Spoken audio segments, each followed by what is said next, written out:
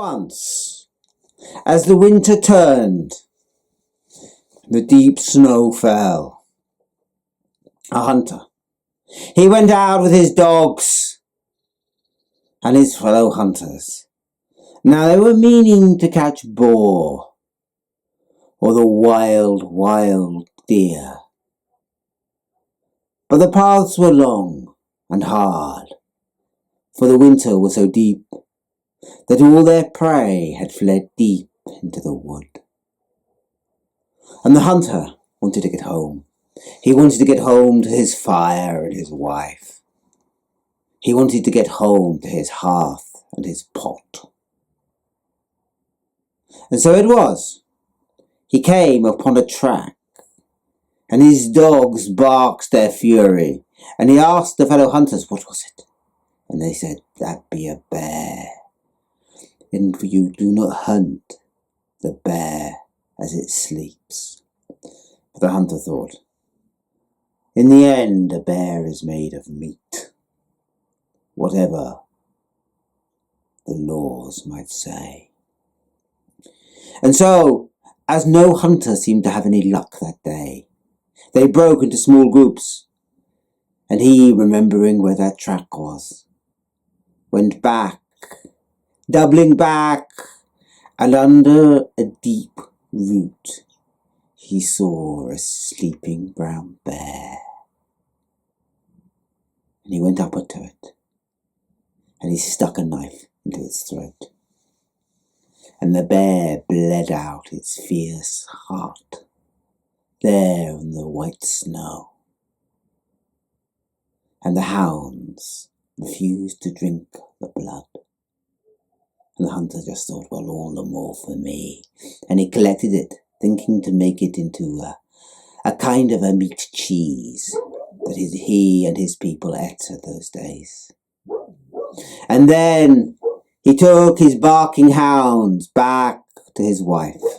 And his wife said, what have you got for the pot? For all the other hunters' wives I see are looking hungry and hunted. What have you got for me? For I smell blood. And he said, I have brought you from the forest, the wildest of meat. And he showed her the bear, and she smiled and said, what do I care for custom? Meat is meat, and meat makes us mighty in the end. And she took the bear, and she butchered it, taking off the skin and laying it to be a new carpet, cooking up the stew and offering it to all her guests, all her friends and our relatives.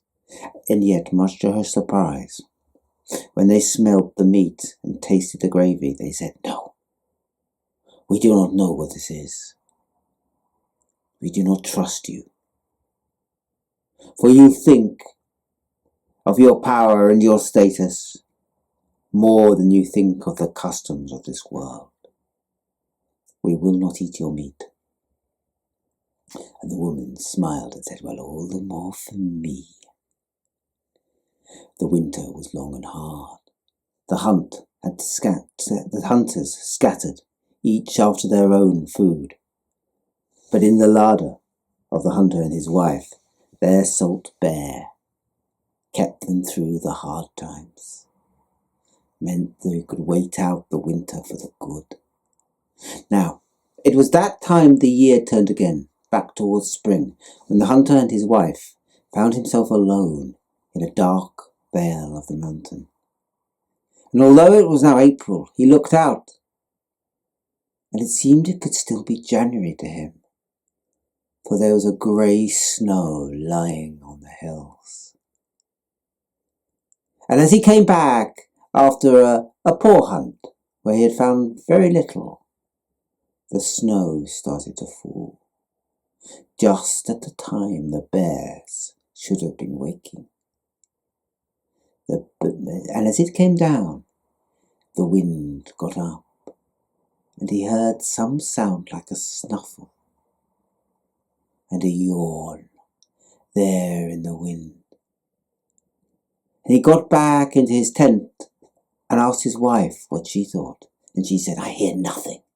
And she cooked up the meat with the remaining cake made from the bear's blood, and the two ate it hungrily, while outside the wind blew up, and the hard, cold snow of midwinter fell, there on the mead of April. And then the hunter's wife turned to him and said, "You go out. I think there's a creature outside." And he turned to her and said, I daresn't. And she smiled and said, "You men, you claim to be brave, but really you're not worth a pint of pus in the end." And she took a bow and an arrow and went out, as if, the hunter thought, the bear's blood she had just eaten had driven her somehow wild.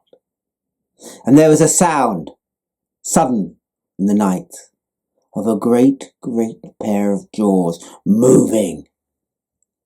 A snuffle and a stifled scream, and nothing more. The snow carried on falling, harder.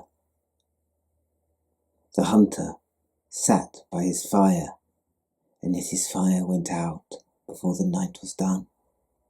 And he listened and listened, and outside always the same snuffle, snuffle, snuffle, and the occasional roar. He was cold at dawn, but he was determined to get back to his people, for he was sure the bear could not follow him there. He packed up the tent that they used in winter, the round tent, the yurt, carefully, lading it into a cart, and then looked for his horse, for his people used horses to carry the tents. But the horse, like his wife, was gone, and the snow lay on the fields. Well, he thought, I must just do the best I can. And he went down, remembering he had come up to that vale before. But the further he went down, the more lost he felt, and he was not sure he was returning to the land he had once known. And every so often, as if they were fresh in the snow, he would feel a footprint. At first he thought they could have been a human, perhaps his wife, for they seemed to be wearing the boots his people wore. But when he saw them again, the boot had got thinner, and a claw was breaking through. And after a while, the fresh prints were clearly the prints of a bear, always a little ahead of him. It was now afternoon, and he had eaten nothing, and only drunk snow, and his insides were cold. He was no idea where he was. The world was now black and white, when the green glimmer of spring should be rising. He came at last to a low hill, and climbing up it, looked behind him, and looking behind him saw what he was sure had not been there when he had gone that way. Bear's footprints, coming up the hill, following his closely, following now. Surely they had not been there. And he went down to see if he could see where the bear was, taking his own spear with him. And there was nothing, just the track. And he turned back to go back up the hill, when suddenly behind him, a loud snuffle, a gaping jaw, and he was gone. 2 days later, the village came up and found that strange lip of snow that led to a high vale, and there in the vale was the remains of a camp, and just above the camp a low hill, and bear's footprints hunting a man, and one trace of blood was all they found. And they knew that it was enough, and the bear had reclaimed his own,